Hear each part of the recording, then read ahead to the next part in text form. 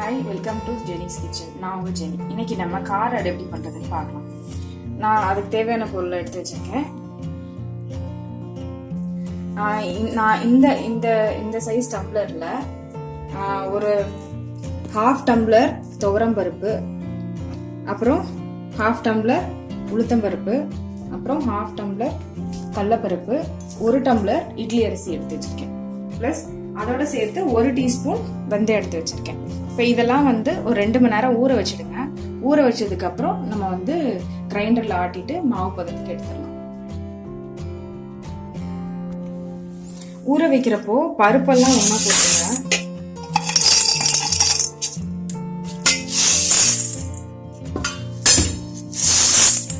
இது அப்புறம் வெந்தயம் இதெல்லாம் சேர்த்து ஒண்ணா ஊற வச்சிருங்க. அரிசியை தனியா ஊற வச்சிடுங்க. இப்போ பருப்பும் அரிசியும் ஊறிடுச்சு. அரிசி நான் தண்ணி வடிக்கிட்டு வச்சிருக்கேன். அதுக்கப்புறம் காரத்துக்கு ஏற்ப நான் 5 காஞ்ச மிளகாய் எடுத்திருக்கேன். பூண்டு டேஸ்ட்டுக்காக எடுத்துக்கேன். காஞ்ச மிளகாய் நீங்க காரத்துக்கு ஏற்ப எடுத்துக்கோங்க. இப்போ இதெல்லாம் நம்ம கிரைண்டர்ல போடலாம்.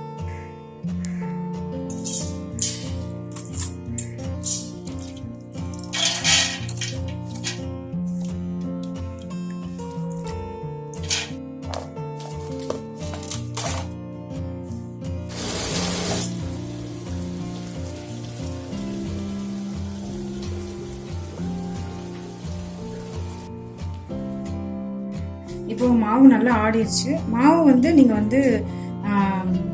ரொம்ப நைஸா ஆட்டக்கூடாது, கொஞ்சம் கொரக்கொரன்னு இருக்கணும்.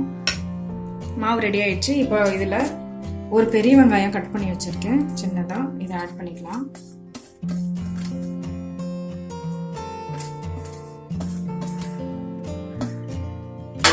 அப்புறம் கொஞ்சம் கருவேப்பிலை, அதையும் கட் பண்ணி வச்சிருக்கேன்.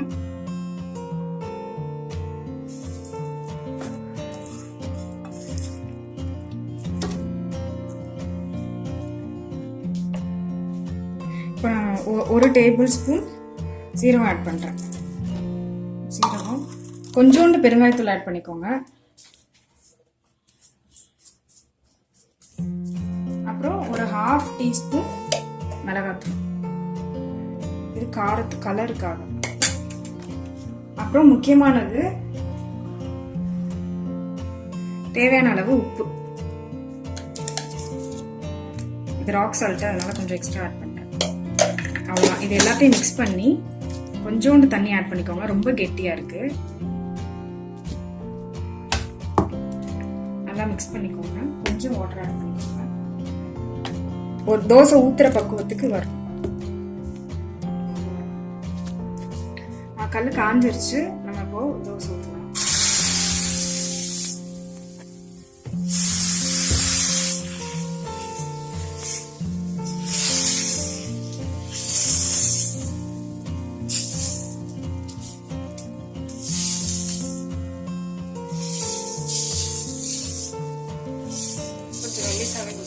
ரொம்ப மெல்லிசா வேண்டாம், உடஞ்சிடும்.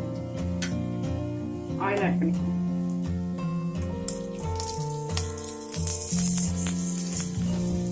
இப்ப நல்லா வெந்துருச்சு, நம்ம எடுத்துடலாம். 2 சைடும் நல்லா வெந்துருச்சு. இந்த மாதிரி ப்ரௌனிஷா